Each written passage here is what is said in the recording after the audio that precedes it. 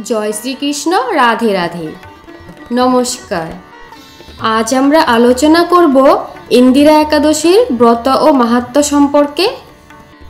আজ 31শে ভাদ্র, 17ই সেপ্টেম্বর বুধবার, ভাদ্র সংক্রান্তি। আজকের এই পবিত্র দিনে যে একাদশীটি সম্পূর্ণ হচ্ছে, একাদশীর নাম ইন্দিরা একাদশী। হিন্দু ধর্মগ্রন্থ অনুযায়ী আশ্বিন মাসের কৃষ্ণপক্ষের একাদশীকে ইন্দিরা একাদশী বলা হয়। এই একাদশীর ব্রত পালন করলে শুধু জীবিত ব্যক্তিই নয়, পূর্বপুরুষরাও মুক্তি লাভ করেন। বিশ্বাস করা হয় যে যদি কেউ শ্রদ্ধা ভরে ইন্দিরা একাদশীর উপবাস ও ভজন স্মরণ করেন, তবে তার পিতৃপুরুষেরাও স্বর্গলোকে উন্নতি লাভ করেন এবং পাপমুক্ত হন। তাই এই একাদশী সমস্ত একাদশী থেকে আলাদা। এই একাদশীর ফল অন্য সমস্ত একাদশী থেকে বেশি বলে গণ্য করা হয়। তাহলে আসুন জেনে নেওয়া যাক এই ব্রতের মাহাত্ম্য ও ব্রত কথা। একদিন যুধিষ্ঠির মহারাজ বললেন, হে মধুসূদন, আশ্বিন মাসের কৃষ্ণপক্ষিয়া একাদশীর কি নাম তা কৃপা করে বলুন। তখন ভগবান শ্রীকৃষ্ণ বললেন, হে রাজন, আশ্বিন মাসের একাদশী ইন্দিরা নামে পরিচিত। এই ব্রত প্রভাবে মহাপাপ বিনষ্ট হয়। এমনকি কর্মবিপাকে যারা নিম্নজনী লাভ করেছেন, সেই পূর্বপুরুষেরাও উত্তম গতি লাভ করে। এই একাদশীর মাহাত্ম্য শোনা মাত্রই সামবেদীর যজ্ঞ ফল প্রাপ্ত হওয়া যায়। হে রাজন, এই একাদশীর মাহাত্ম্য কথা এবার শ্রবণ করুন। মহিষ্মতি নগরে ইন্দ্রসেন নামে এক প্রসিদ্ধ রাজা ছিলেন। ধর্মবিধি অনুসারে রাজ্য পালনে তিনি বিশেষ খ্যাতিসম্পন্ন ছিলেন।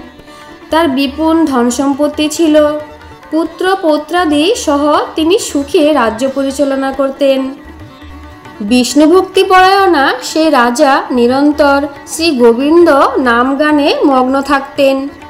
একদিন রাজা সুখে রাজসভায় বসে আছেন। এমন সময় দেবর্ষি নারদ স্বর্গ থেকে সেখানে এলেন। তখন তাকে দর্শন করে রাজা হাত জোড় করে উঠে দাঁড়ালেন।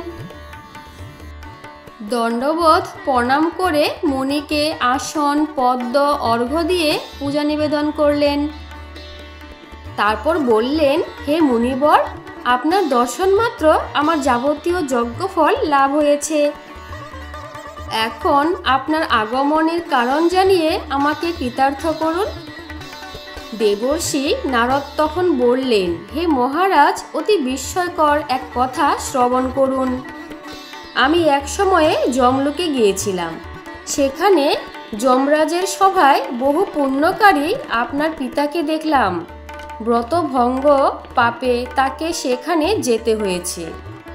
হে রাজন, আপনার পিতা যে সংবাদ প্রেরণ করেছেন, আমি এখন তা আপনাকে বলছি। তিনি বললেন, হে ঋষিবর, মাহিষ্মতি ইন্দ্রসেন রাজা আমার পুত্র। তাকে বলবেন যে আমি বহু পুণ্য অনুষ্ঠান করলেও কোনো কারণবশত যমালয়ে আসতে বাধ্য হয়েছি। আপনি কৃপা করে তাকে সর্ব পাপনাশক ইন্দিরা একাদশীর ব্রত পালন করতে বলবেন। সেই ব্রত প্রভাবে আমি নিষ্পাপ হয়ে স্বর্গলোকে যেতে সমর্থ হব। এই কথা জানবার জন্যই আমার আগমন। হে রাজন, আপনার পিতার মঙ্গল বিধানে আপনি যথাবিধি এই একাদশীর ব্রত পালন করুন। রাজা তখন জিজ্ঞাসা করলেন, হে দেবর্ষি, এই ইন্দিরা ব্রতের বিধি কি? কোন তিথি বা কোন পক্ষে এই একাদশী ব্রত করা কর্তব্য তা কৃপা করে আমাকে বলুন। তখন দেবর্ষি উত্তর দিলেন, হে মহারাজ, আশ্বিন মাসে কৃষ্ণপক্ষের দশমীর দিন শ্রদ্ধা সহকারে প্রাতঃস্নান করবেন। মধ্যাহ্নে ভক্তিভাবান্ন হয়ে পুনরায় স্নান করবেন এবং রাত্রিকালে ভূমিতে শয়ন করবেন। তারপর পরদিন একাদশীতে প্রাতকৃত্যাদি সমাপন করে নিরাহারে থাকবেন। ব্রতের নিয়মাবলী দৃঢ়ভাবে পালন করবেন। হে পুণ্ডরীকাক্ষ, হে অচ্যুত, এই স্বর্ণগতের প্রতি কৃপা করুন। এইভাবে শ্রদ্ধা সহকারে শালগ্রাম পূজা করে পিতার উদ্দেশ্যে ব্রতের ফল অর্পণ করবেন।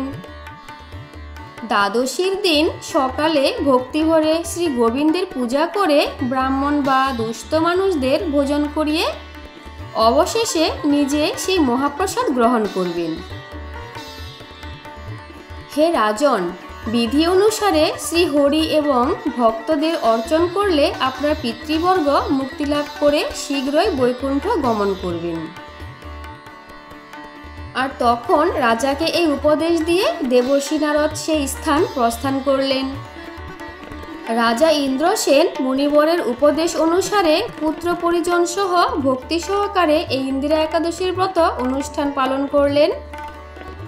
তখন দেবলোক থেকে পুষ্পবৃষ্টি হতে লাগলো এবং তার পিতাও বিষ্ণুলোকে গমন করলেন। এরপর রাজা ইন্দ্রসেন নিরুপুত্রকে রাজ্যভার অর্পণ করে নিজেও বিষ্ণুলোকে চলে গেলেন। এই ইন্দিরা একাদশীর মাহাত্ম্য পাঠ ও শ্রবণ করে মানুষ সকল পাপ মুক্ত হয়ে বিষ্ণুলোকে প্রাপ্ত হয়। আর তখন এই বলিয়া ভগবান শ্রীকৃষ্ণ এই ইন্দিরা একাদশীর ব্রত মাহাত্ম্য সমাপ্ত করলেন। তাহলে আসুন এখন জানা যাক এই ইন্দিরা একাদশীর ব্রত কিভাবে পালন করা যাবে। ভোরে স্নান করে শুদ্ধ মন ও দেহে উপবাস শুরু করতে হবে। ভগবান বিষ্ণুর পূজা, ধূপ, দীপ, ফুল, নৈবেদ্য নিবেদন করতে হবে। বিষ্ণু সহস্রনাম বা ভগবান বিষ্ণুর নাম জপ করা অত্যন্ত শুভ। দিনভর ফলাহার বা নির্জলা উপবাস পালন করতে হবে। পরের দিন দ্বাদশীতে ব্রত সমাপ্ত করে ব্রাহ্মণ বা দরিদ্র মানুষকে দান করতে হয়। এই পবিত্র একাদশীর দিন আমাদের কি করা উচিত নয়, আসুন সেগুলো জেনে নেওয়া যাক। অন্নগ্রহণ, এই দিনে ভাত, ডাল, ডিম, মাছ, মাংস, পেঁয়াজ, রসুন খাওয়া একেবারেই বর্জনীয়। যে কোনো প্রকার মদ্যপান বা নেশা থেকে বিরত থাকতে হবে। মিথ্যা বলা, ঝগড়া, গালি দেওয়া, অন্যকে কষ্ট দেওয়া এড়িয়ে চলা উচিত। এই দিনে শুচি শুদ্ধি বজায় রাখা আবশ্যক। অশুচি অবস্থায় পূজা বা ভজন করা উচিত নয়। একাদশীর দিনে অলসতা ও অযথা ঘুম এড়িয়ে চলা উত্তম। নিন্দা, কুচিন্তা ও পরচর্চা এড়িয়ে চলা উচিত। মাঝপথে ব্রত ত্যাগ করা বা ইচ্ছাকৃতভাবে নিয়ম ভঙ্গ করা মহাপাপ বলে গণ্য। বিশেষ করে ব্রাহ্মণ, গরিব, ভক্ত বা অতিথিকে অসম্মান করা উচিত নয়। আর ঈশ্বর ভজন শান্ত মনে করতে হয়।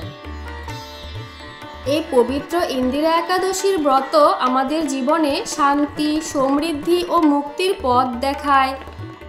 এই ব্রত শুধু নিজের কল্যাণেই নয়, পূর্বপুরুষদের মুক্তিরও পথ প্রদর্শক।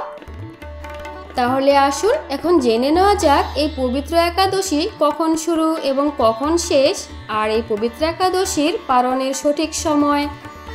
এই পবিত্র ইন্দিরা একাদশী শুরু হয়েছে মঙ্গলবার 30শে ভাদ্র 16ই সেপ্টেম্বর রাত্রি 2:48 থেকে পরের দিন বুধবার অর্থাৎ আজকে রাত্রি 1:25 পর্যন্ত। আর এই পবিত্র ইন্দিরা একাদশীর পালনের সঠিক সময় হল বৃহস্পতিবার সকাল 7:10 থেকে শুরু 9:30 পর্যন্ত। জয় শ্রীকৃষ্ণ, রাধে রাধে। তাহলে বন্ধুরা, আজকের আমার এই ভিডিওটা এই পর্যন্তই। কোনো ভুল ত্রুটি হলে ক্ষমা করে দেবেন। আর যদি ভালো লেগে থাকে তাহলে লাইক, কমেন্ট, শেয়ার ও সাবস্ক্রাইব করে পাশে থাকার অনুরোধ রইল। সবাই ভালো থাকবেন, সুস্থ থাকবেন। দেখা হচ্ছে পরবর্তী আবার অন্য নতুন কোনো ভিডিওতে। আর সবাই কমেন্টে লিখে জানাবেন জয় শ্রীকৃষ্ণ, রাধে রাধে। সবাই ভালো থাকবেন।